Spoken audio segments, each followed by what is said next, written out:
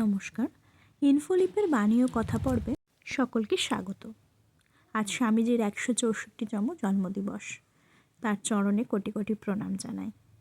স্বামীজি সিদ্ধাই সম্বন্ধে যে প্রত্যক্ষ করেছেন বা দেখেছেন সেই বিষয়ে কিছু আলোচনা করার চেষ্টা করব। একবার স্বামীজি হিমালয়ে ভ্রমণ করতে করতে কোনো পাহাড়ি গ্রামে এক রাত্রের জন্য বসবাস করেছিলেন।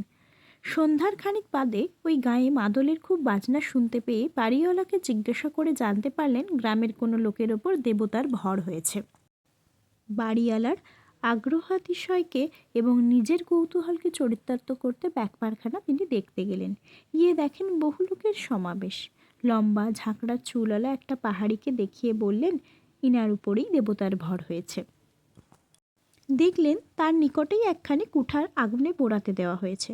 খানিক বাদে দেখেন অগ্নিবর্ণ কুঠারখানা ওই উপদেবতাবিষ্ট লোকটার দেহে স্থানে স্থানে লাগিয়ে ছ্যাঁকা দেওয়া হচ্ছে, চুলেও লাগানো হচ্ছে। কিন্তু আশ্চর্যের বিষয়, ওই কুঠার স্পর্শে তার কোনো অঙ্গ বা চুল দগ্ধ হচ্ছে না, বা তার মুখে কোনো কষ্টের চিহ্ন প্রকাশ পাচ্ছে না। দেখে অবাক হয়ে গেলেন স্বামীজি। ইতিমধ্যে গায়ের মোড়ল করজোড়ে স্বামীজির কাছে এসে বললেন, মহারাজ, আপনি দয়া করে এর ভূতাবেশ ছাড়িয়ে দিন। স্বামীজি তো ভেবেই অস্থির। কি করেন তিনি? সকলের অনুরোধে ওই উপদেবতাবিষ্ট লোকটির কাছে যেতেই হলো।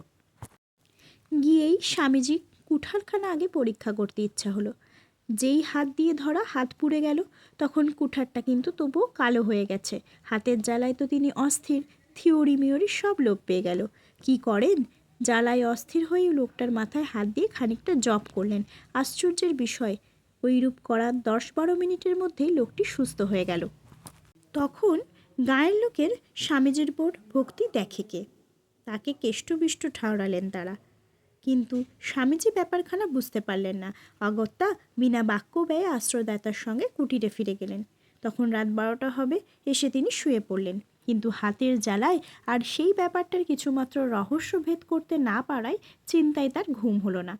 জ্বলন্ত কুঠারে মানুষের শরীর দগ্ধ হলো না দেখে কেবলই মনে হতে লাগলো, পৃথিবীতেও স্বর্গে এমন অনেক ব্যাপার আছে দর্শন শাস্ত্র স্বপ্নেও যার সন্ধান পায় না। ওই বিষয়ের সুমীমাংসা আর হয়নি। স্বামীজি জানতেন ঠাকুর কিন্তু সিদ্ধায় সকলের বড় নিন্দা করেন। ঠাকুর বলতেন, ওই সকল শক্তি প্রকাশের দিকে মন দিলে পরমার্থ তত্ত্বে পৌঁছানো যায় না। সিদ্ধায় লাভ যে ধর্মপথের অন্তরায়, ঠাকুর তা স্বামীজিকে ভালোভাবে বুঝিয়ে দিয়ে গিয়েছিলেন এবং স্বামীজি তা ভালোভাবে বুঝেও নিয়েছিলেন। সকলে ভালো থাকবেন, সুস্থ থাকবেন। ঠাকুর, মা, স্বামীজির চরণে প্রণাম জানাই। সকলকে ধন্যবাদ। শুভরাত্রি।